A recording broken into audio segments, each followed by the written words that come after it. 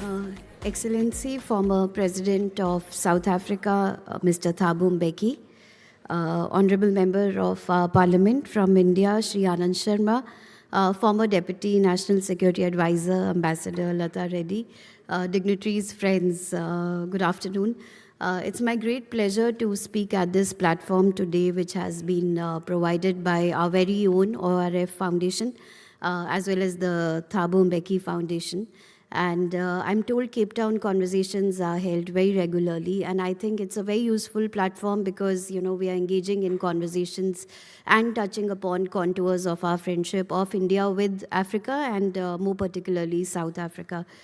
I've spent about a year in my current role, and I've realized, being here in Cape Town, I'm responsible for Western Cape and Northern Cape province. But overall, between India and South Africa, I'm realizing that, there's only so much the governments can do. And the likes of me, there's just a limited role we can play. And especially in this country, the relation is really driven by the people and the warmth that they share.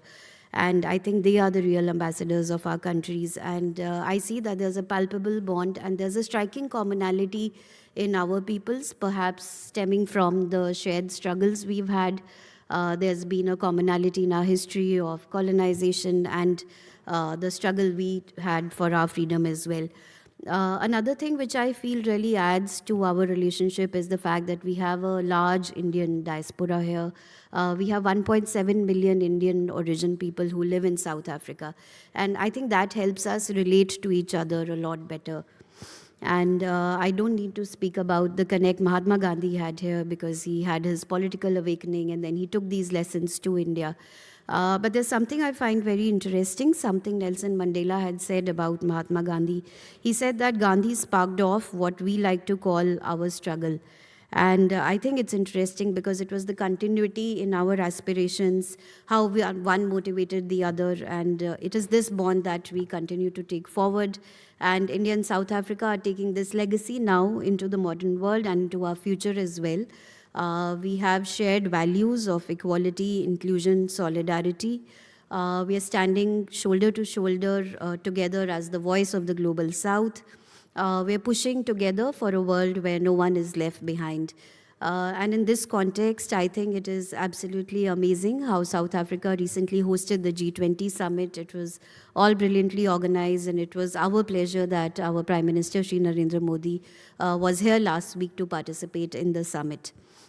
When he spoke at the G20 summit, he gave forward ideas for 6 initiatives.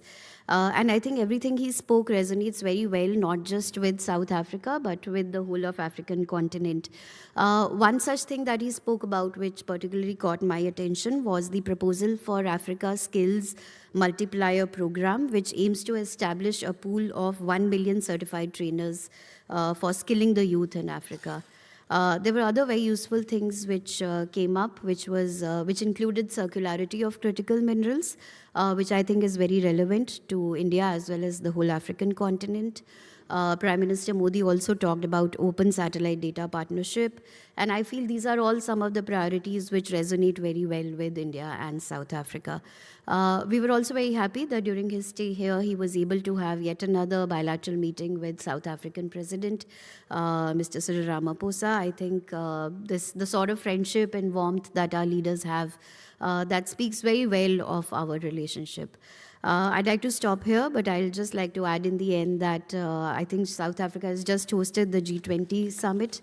We are very glad that now South Africa is going to get ready for hosting the World Cricket Tournament in 2027. And I just want to assure everyone that India will be there as you host the tournament. We will be in the stands, we will be on the field, we will be playing together, and we will be cheering South Africa like we always do. Thank you so much. Thank you.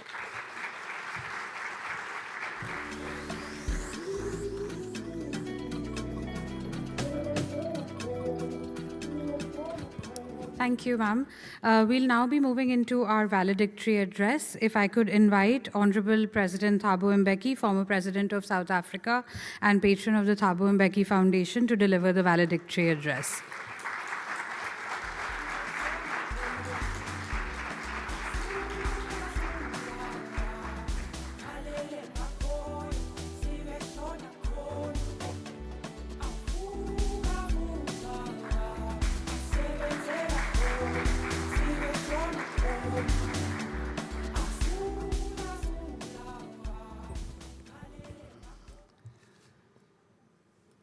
I checked just now what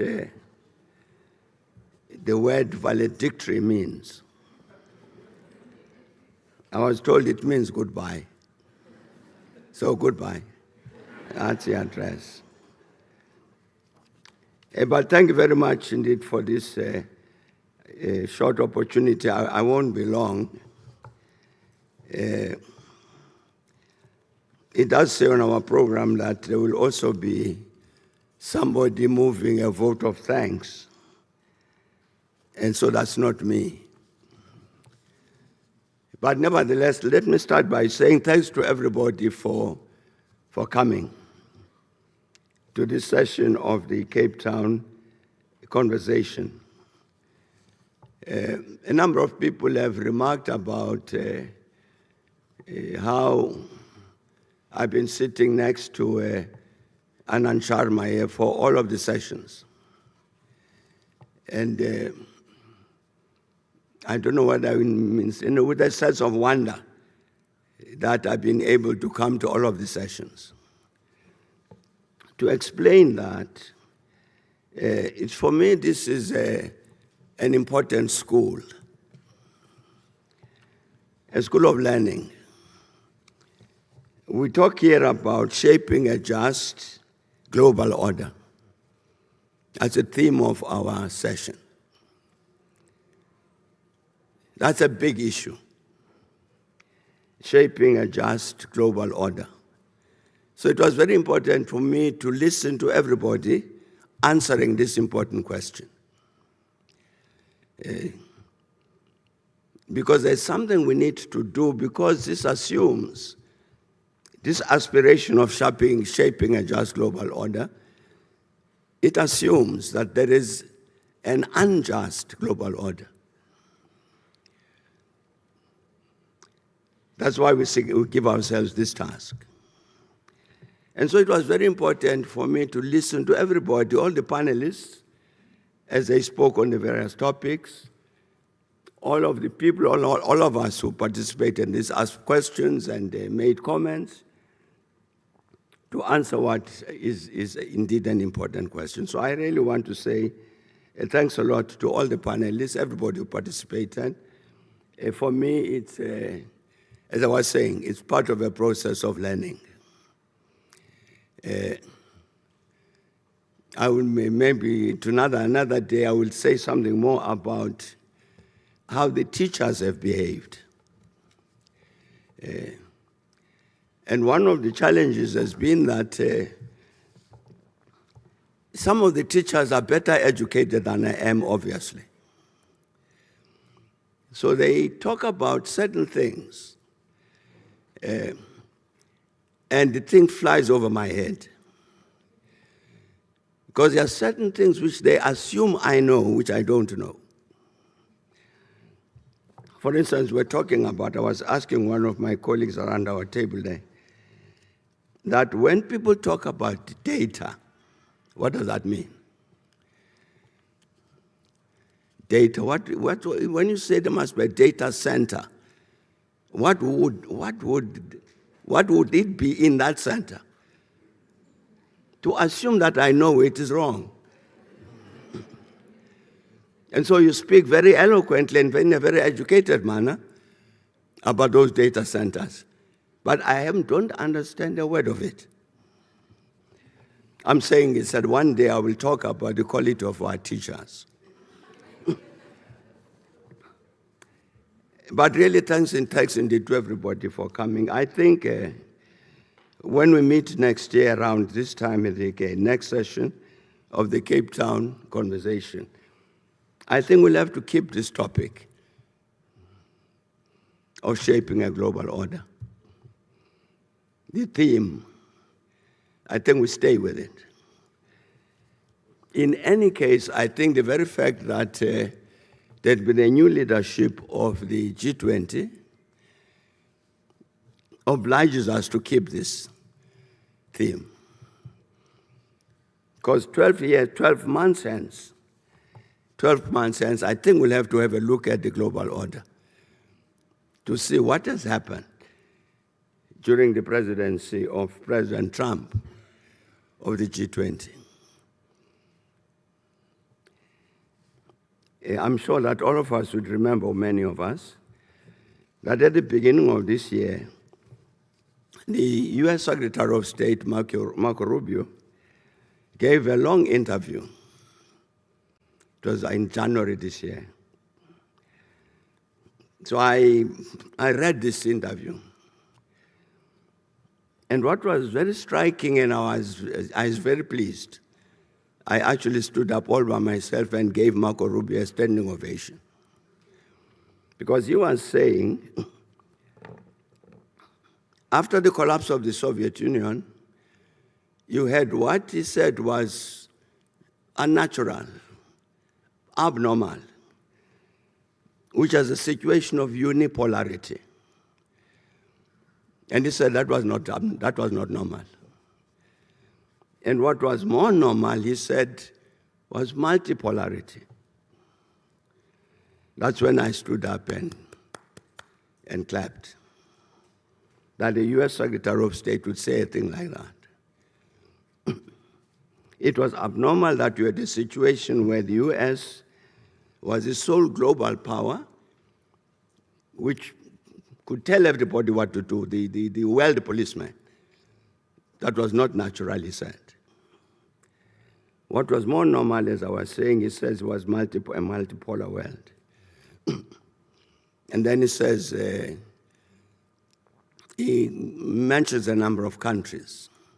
And he says multipolarity means each one of our countries, these very different poles, do whatever to promote the interests of our countries. He mentioned Chile, said Chile, for instance, and China, and then Russia.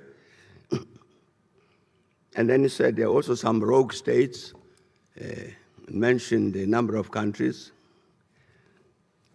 and said what is therefore must be normal for the US was that it must behave like the other countries. No longer be the policeman of the world or policewoman of the world. That's when I sat down in my ovation, because he didn't say each one of us then pursue these national interests in terms of that multipolarity as he understood it, but within the context of an agreed global agenda. No reference to this UN Charter, no reference to any of that. To all of the evolution that we talked about, which led, for instance, to the birth of World Trade Organization. None of that. But what it meant, it seemed to me, the way that Marco Rubio put this matter was that, therefore, in this world of multipolarity, as he understood it, the United States will pursue its interest according to what it considers to be its interest, guided by no rules. It would set its own rules and do its own thing. Because it would not mention the fact that this multipolarity occurs in the context, for instance, of a system of international law that would be informed by the UN Charter. That institution doesn't exist. And I think that's why they proposed at the close of the G20 summit here in Johannesburg that they would like to attend the last session, the very last session, for the handover.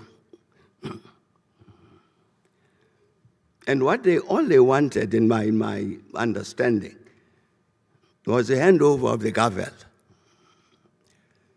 not the outcomes of the G20. Don't want those. We will not participate in those processes and will not come for the outgoing president of the G20 to say, therefore, these are our outcomes. No, keep your outcomes, give me the gavel. So that the G20, they can then redefine it. Not bound in any way by what has happened in terms of the G20 for all of the years of its existence. They will redefine it.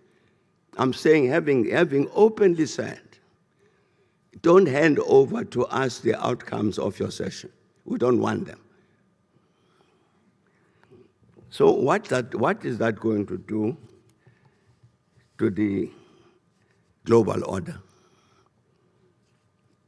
That's why I'm saying, colleagues, that I think we should keep this theme for our next session, shaping a just global order. The current report on the SDGs, it says that only 35% of the targets, the SDG targets, are on track or making moderate progress. We're five years away from 2030.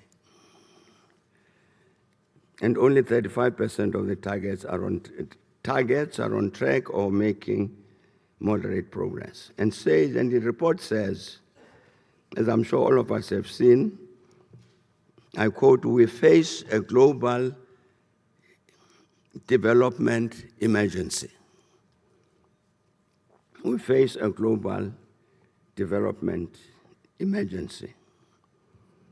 And I think that characterization is correct. I think when we talk about a just global order, what are the elements of that just order, global order? I think an important element of that just order would be the achievement of these SDG goals. You can't have a one-third realization of the SDG goals and you say that we've got a just global order. I'm saying in breaking down this topic, just global, what are these elements that are required to define this setting as, therefore, now we have a just global order? One of them will have to be this one, which has got to do with leaving nobody behind in terms of socio-economic development and so on. So what is to be done?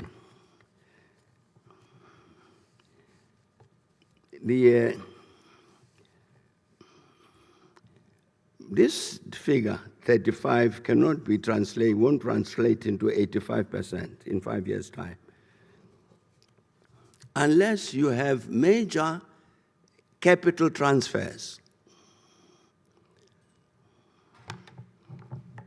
from the rich to the poor. Can we avoid that? You need these huge investments in order to achieve these targets. And where are the investments going to come from? From where the capital is to where the capital is wanted.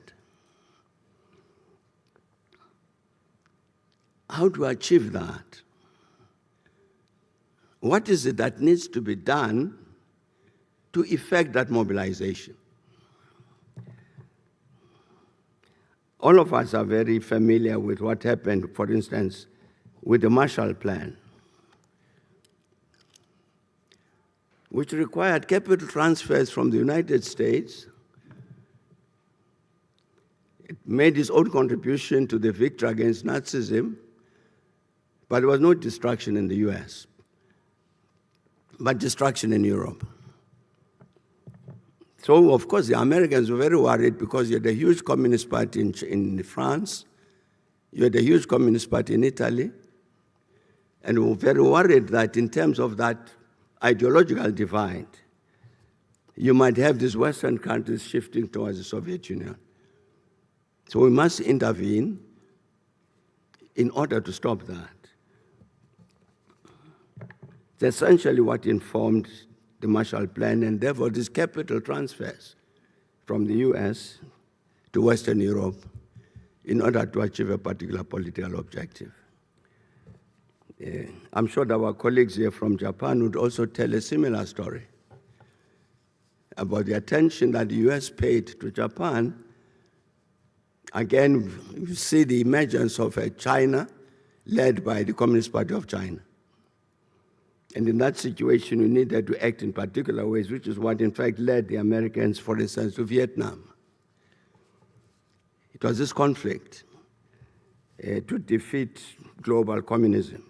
But I'm saying that you could understand why the Americans made those major capital transfers to achieve that particular objective. I'm saying in the situation in which we are, where there's a global agreement in terms of the Sustainable Development Goals,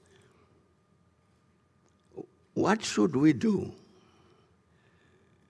to help effect these large capital transfers? Otherwise, these targets of the SDGs are not going to be realized. One of the examples that I've appreciated greatly, two of them in fact, about this matter, is what, I don't know what the situation persists with regard to the EU. The EU had, maybe has, a very, very intelligent regional policy, what is called regional policy.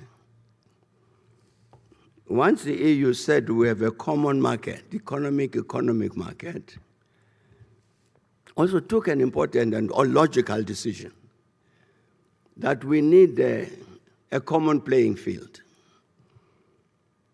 And therefore, you needed capital transfers from the richer parts of the EU to the poorer parts of the EU. Ireland, Portugal, even elements of the United Kingdom, like in Northern Ireland, in order to make sure that these countries are able to compete on a more equal basis in a common market. I'm saying that required capital transfers. When Deng Xiaoping in China, Chinese Communist Party of China said in open policy, they'd taken a correct decision that China was not going to be able to generate sufficient capital resources on its own to be able to meet its development imperatives. So let's have an open policy. That open policy's essential part of it was to attract private capital into China. And I'm quite certain that part of what, when the Chinese talk about socialism with Chinese characteristics, that's part of what they're talking about. Because you've got, here's a socialist country which gets developed by private capital. Because they understood very well that you needed these capital transfers into China for China to be able to achieve the development that it required. So what I'm trying to say, colleagues, that when we're saying shape a just global order, if we just take the matter of the SDG targets, I think the question that we must ask ourselves, what kind of actions do we need to take? What kinds of actions does the world need to take to generate the resources to invest such that you do indeed achieve these SDGs by 2030?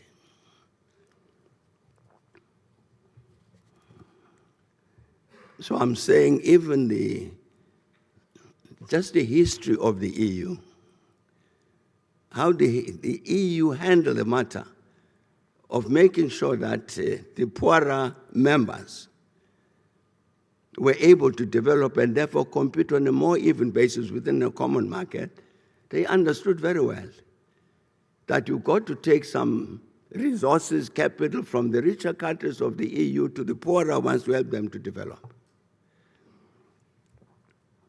That's the same message that we have with regard to achievement of these SDGs. What is it that we do to encourage the movement of those capital resources so that indeed these SDGs can be achieved, and therefore we take a step forward towards achieving this just global order? You know, in the last year of survival of the Organization of African Unity was 2001. It was succeeded in 2002 by the African Union. So one of the last major decisions taken by the Organization of African Unity was what became called NEPAD, the New Africa Development Program. The OAU, Organization of African Unity, was formed in 1963 when 32 independent African states came together, formed this. And one of the tasks of the union was to achieve to this African development, to overcome this legacy of colonialism and slavery and so on. You had at some point of what was called the Lagos Plan of Action, a very detailed program as to what to do with the African economy so that we achieve this socio-economic development. But the truth of the matter is that in reality, what the continent united around was its struggle to end colonialism and apartheid. Real unity to say we must end colonialism and apartheid on the continent. Not so much on this socio-economic development until the liberation of South Africa. That's why the new Africa, new economic development of Africa, NEPAD, becomes possible. Because South Africa has been liberated, so now we've done that job. We can now attend to this one. So the continent, in the end, agreed to this National Economic NEPAD as a continental development program. Not only economic elements, but peace and security, democracy, all of these things. And as we were working on that program, we decided that we should introduce it to particularly the developed world. To say to them, the continent is working on this development program. And when it's done, we would like you, the developed world, to interact with the continent on the basis of that program. We as Africans will have said, this is what we want to make of our continent, and we want you to regulate your own relations with us consistent with that plan. So we went around the world wandering, introducing this thing. Yeah. The G8, I remember 2001, thereabouts, was going to meet in Japan. We went and met these G8, G7 countries in Tokyo to introduce this to them. The European Council was meeting in Portugal. We went there to talk to them, to say this is what we're doing. When we finish, we're going to come back to you, and you people must fashion your own relations with the continent consistent with this new African program.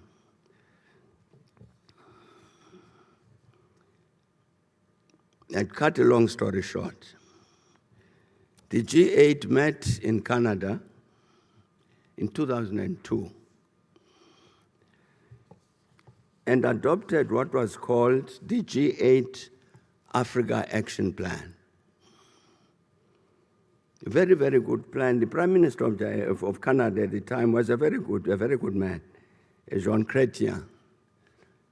Actually came to the continent twice to discuss with us as to Canada is hosting the G8 summit. We are going to discuss this. How do we relate to this Africa program as you people have demanding?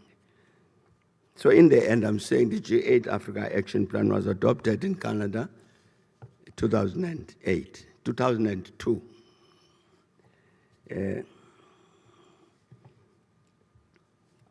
One of the matters that was agreed was that there must be because we as Africa have got NEPAD, and the G8 has got what became the G8 Africa Action Plan, they're very related. And that we must therefore have a system of what was called mutual accountability. consequence of that was that then there would be an African delegation that would attend all G8 meetings to effect this mutual accountability. So they would give a report. This is what we have done with regard to the implementation of the G8 Africa Action Plan. And would say, this is what we have done with regard to the implementation of NEPAD. What do we do, and so on. So that started the process. But I don't want to be too long about this. The next, the time when the G8 next met in Canada was 8 years later, 2010. So I spoke to the African political leaders at the time. We're going to attend that G8 summit in Canada. And said to them, my suggestion to you colleagues is make sure that on the agenda of the G8 summit, this item must occur. An assessment of where we are with regard to the G8 Africa Action Plan that was adopted in Canada 2002. Because we could see that something was happening that was not quite right.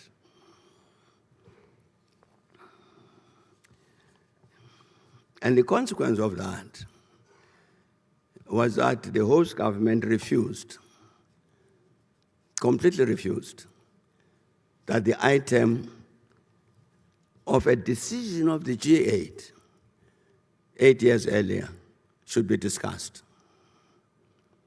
The G8 Africa Action Plan disappeared. So the structured process of interaction between Africa and the developed world disappeared. You've still got a peculiar phenomenon today that you still have African governments attending the meetings of the G7. It's slimmed down by one, it's now G7. And these African brothers and sisters of mine, they go to G8, to G7 summits, when there's nothing to discuss. Nothing. But habit, because we've had this thing for, but because the G8 Africa Action Plan disappeared, the developed countries refused. They were saying that this notion of mutual accountability with these Africans is wrong. I'm saying, mention these things, colleagues, to say the task, we must then answer this question. What is it that we do practically to shape a just global order? I'm talking about certain elements of it, part of what has happened, which explain the challenge that we have in terms of achieving this, and practically what has happened. We discussed quite correctly just energy transition. So I listened to this and I was saying to myself, but what does this mean for us on the continent? In the last few years, Uganda has discovered big reserves of oil, gas, Tanzania same, Mozambique same, South Africa same, Namibia the same, Ghana the same, Cote d'Ivoire, so many countries. And so you come to us and you say, you've discovered all these huge reserves of fossil fuels, but please just transit, forget about them, windmills.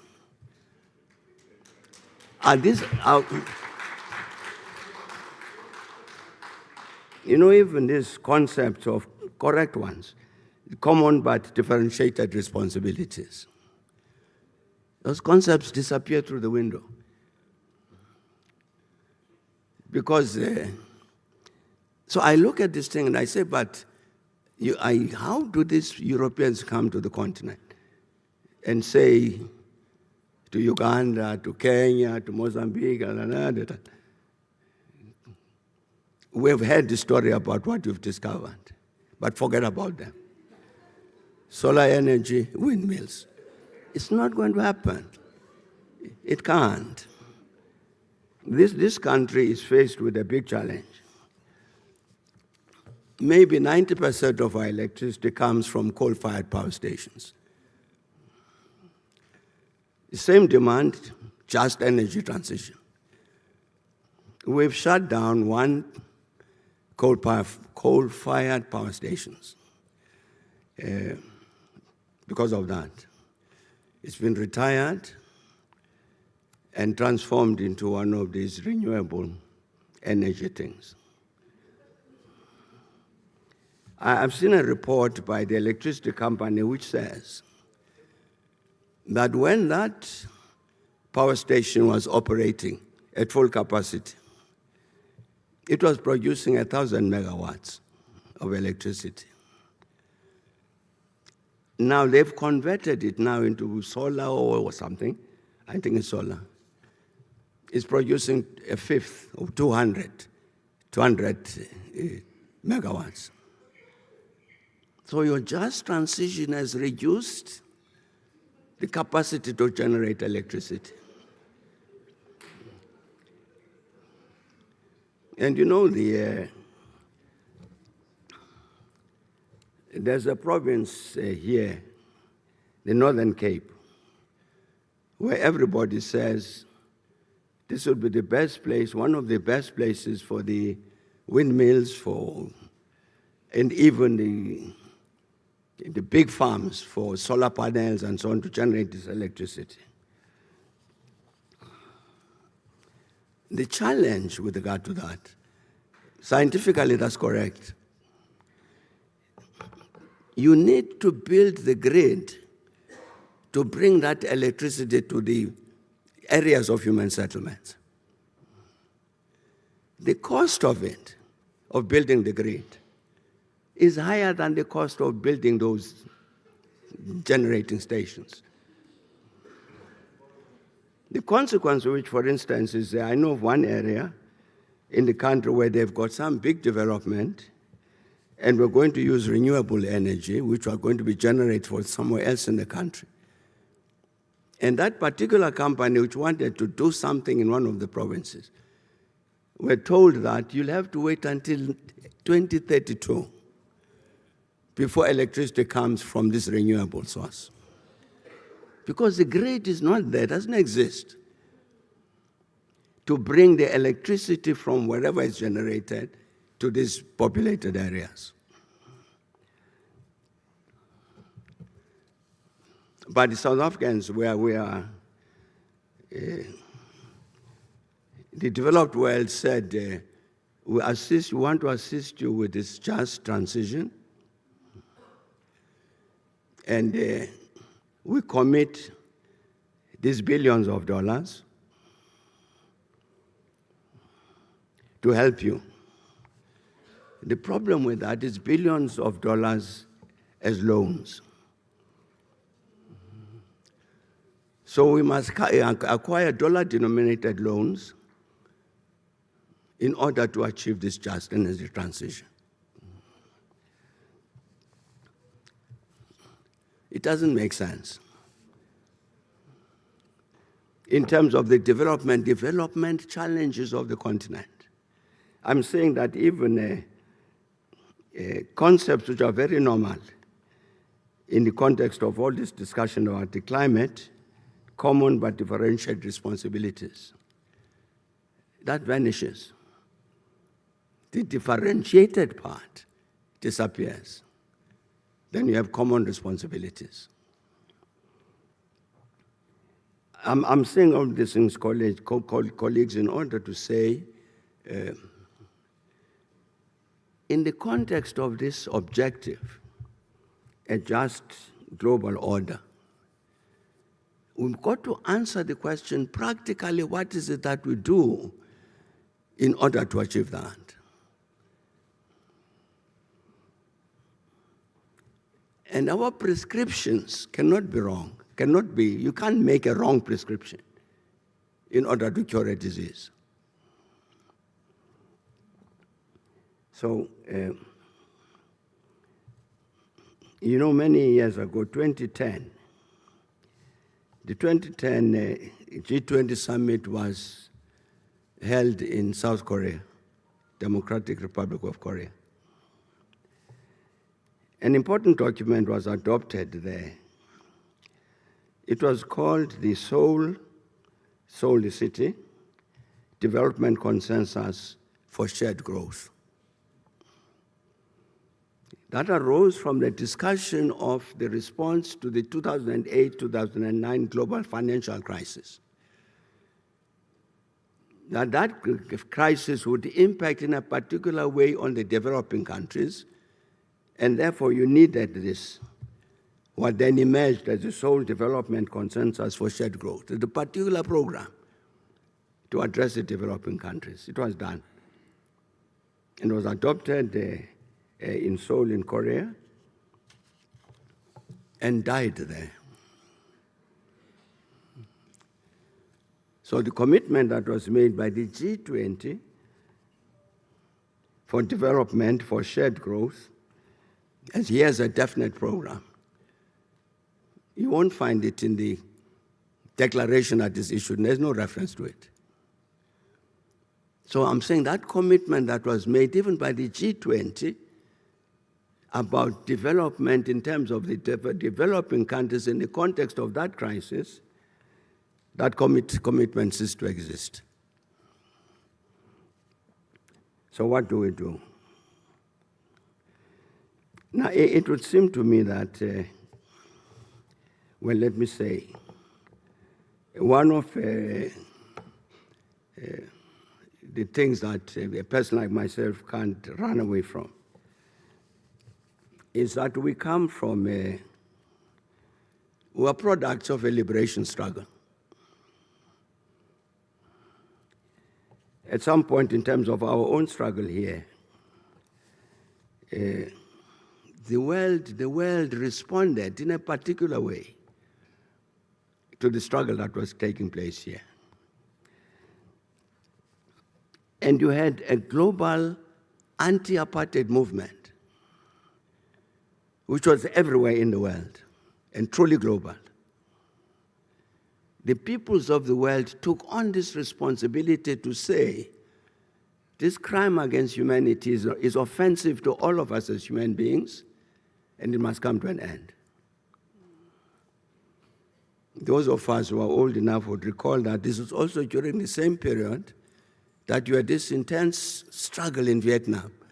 So a very, very strong Vietnam solidarity movement developed. But the anti-apartheid movement was even stronger than the Vietnam solidarity movement.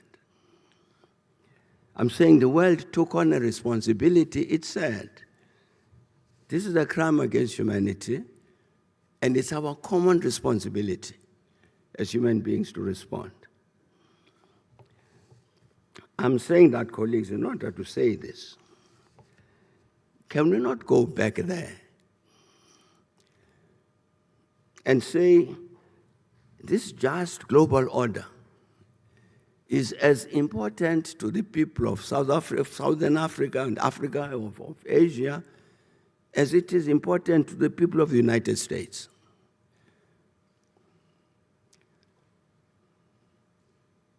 The Europeans, this just global order. It's a matter of common consensus and consent to all of us. I'm saying whether you are in New York or Johannesburg or Delhi or wherever you are, to the masses of the people, it's not possible for us in saying we are really shaping a just global order. Let's find a way of inspiring the whole world to pursue this. In that context, a question that Kawide here and myself will have to answer. What does the African continent do to help shape this just global order? We have to look at ourselves to say, are we in a fit position as a continent? I don't think we are. And there are certain things that we've got to do about the African continent, about ourselves, to make an impact on this just global order that we need. And I'm saying the next Cape Town conversation must help us to answer that question. What are these practical things that we need to do to mobilize the rest of the world to address this common good? That this just global order is a common good, common to all humanity. It's not just Global South. So, but the answer to the question, what is to be done, is not easy. It's not easy in part because it demands an understanding of objective reality. The world as it is, not as the world as we wish it to be. I was giving this very simple example. You can't come back to the African continent and say to all of us, we've got all of these new discoveries of huge deposits of oil and gas. You can't come to us and say, forget all of that for the just transition. It won't happen. So I'm saying that part of the task of ensuring that we do the necessary mobilization to get the whole world to address this common good of shaping a just global order, it requires an understanding of the objective world. Understanding from us as Africans, to pose the question to ourselves as Africans. What is the role of the African continent in shaping a just global order? It's not just a speech by Thabo Mbeki that's going to achieve this. Certain things that we as Africans must do, and in the context of which we must understand our own objective reality properly. Not deceive ourselves about ourselves, but to say, these are our weaknesses and so on, this is what we need to do. It is possible. I think it is possible. It is possible for us to mobilize the peoples of the world, our own countries, our own continents, the peoples of the world, to pursue this common goal, to shape a just global order. And I think it's in the interest of all human beings, whether they are in the West or the East or the North or the South. It's a common objective, can be achieved. But it's the task of this conversation. It's the task of this conversation for us to say at the end of the next session, we've got a much better idea of what it is that must be done to achieve this common goal. And I do hope we'll come back here next year determined to address this matter. So that we shouldn't say, we met for 2 days, 3 days, whatever, had 15 panels or 20 panels. What did we discuss? What did we agree? Is there a view? Is there something that we can communicate to the world, which is going to take the world from what it is today to what it ought to be tomorrow? Can we say that? We must be able to say that at the end of the next session. I trust that we will all have this reflection in order to come out in that manner. But in the meantime, thanks indeed for everybody for coming, and a safe journey home. Thanks a lot.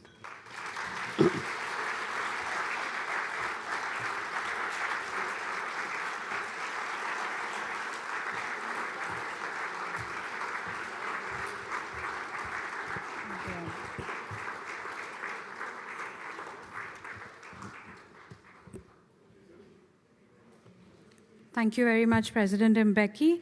I'd now like to invite our co-host on stage to deliver the vote of thanks, Mr. Lukhanyo Neer, CEO of the Thabo Mbeki Foundation.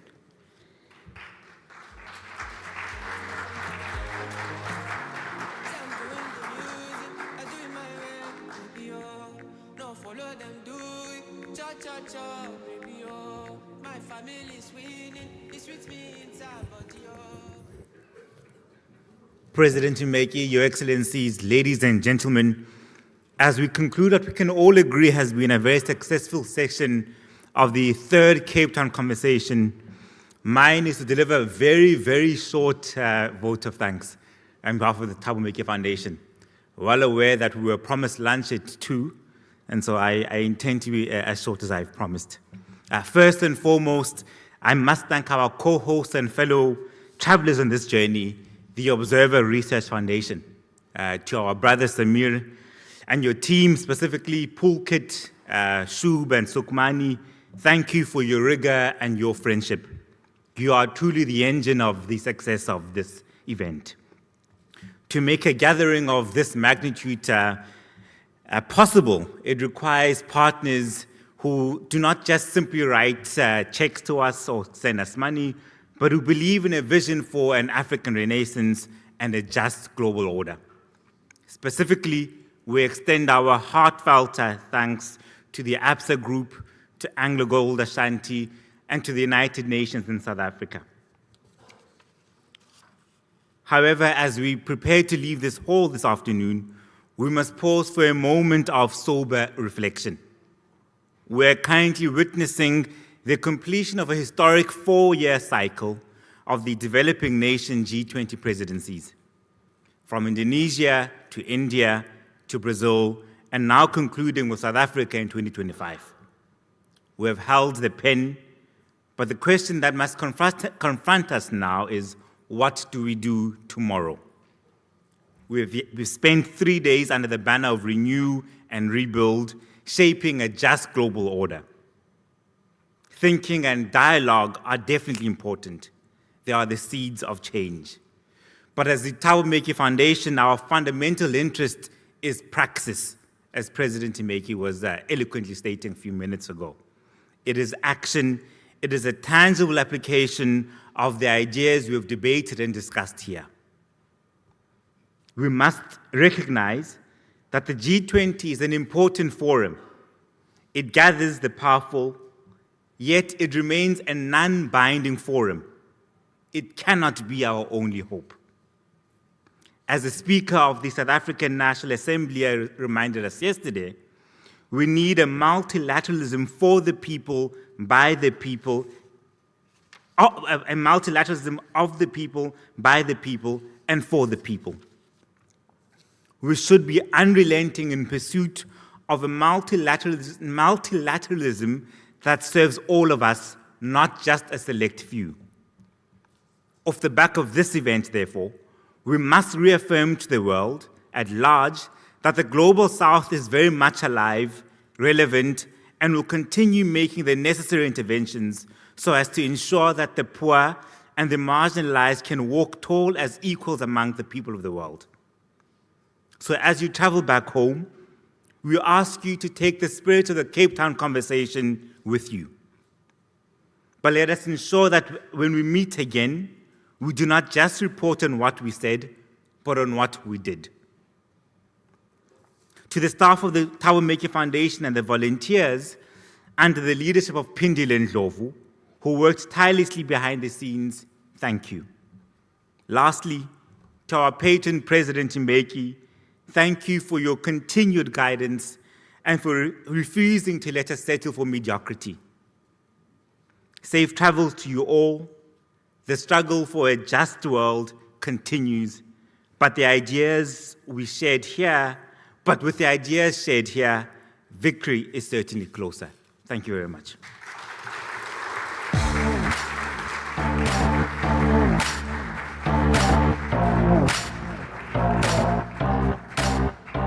Thanks, Lukhanyo. And for the very final word, I promise, let me call on stage my colleague Sunaina Kumar, Senior Fellow and Director of the Center for New Economic Diplomacy at the Observer Research Foundation, for ORF's vote of thanks.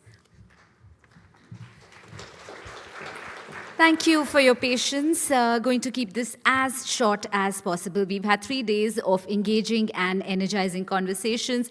We've sparked ideas, we've started debates, and these will go on much beyond this room. We've had 14 panels, 11 studio sessions, 3 roundtables, and that just means that I cannot do justice to the richness of the conversations, but I will try to summarize 5 very quick takeaways. The first one, the next phase of globalization is here, and it will not be defined by trade alone, but by the networks and systems that make it possible of connectivity, infrastructure, and logistics, and it will be driven by regional and interregional economic systems. The second, the Global South will not be a passive actor in the climate story, in the energy transition, or in shaping the new techno order. AI, digital public infrastructure, and clean energy will drive inclusive growth, but this will require ensuring access, capacity building, and the ability to shape norms. The third, global South-centric plurilateralism will become more issue-focused. It is here to stay, and countries will work together on 21st century challenges around development and climate finance, the blue economy, access to AI and skilling, and many more. The fourth, SDG progress will take place through scalable, local, and community-led solutions, innovative partnerships, and integrated approaches. And the final one, Africa's rise is inexorable. It will be backed by youth-led innovation and sustainable development. The next engine of growth is here. I now need to get to the acknowledgements and the thank yous. First, to our partners, the Gates Foundation, DP World, and the ORF affiliate offices, ORF America and ORF Middle East. As you can imagine, putting together a conference like this with 300 people from 44 countries, 180 international delegates, is a lot of behind-the-scenes work and collaboration between the 2 wonderful teams at ORF and the Thabo Mbeki Foundation. Many of you already know the teams and are familiar with them. I am going to be announcing the names of each of these. So from Thabo Mbeki Foundation, first and foremost, our sincere gratitude and thank you to President Mbeki for your invaluable support and partnership. It truly is an honor for us. And from the team at the foundation, I'm not sure where they are in the room. Please put up your hands if you are so that everyone can see you. But there's Maxwell, Lukhanyo, Pindali, Anthony, Mubasini, Bongani, Tomeka, Anga, Niu, Tandeka, Wusi, Jimmy, Marcia, Thabo Paul, Simon, Solani, Nuthinko, and Edith.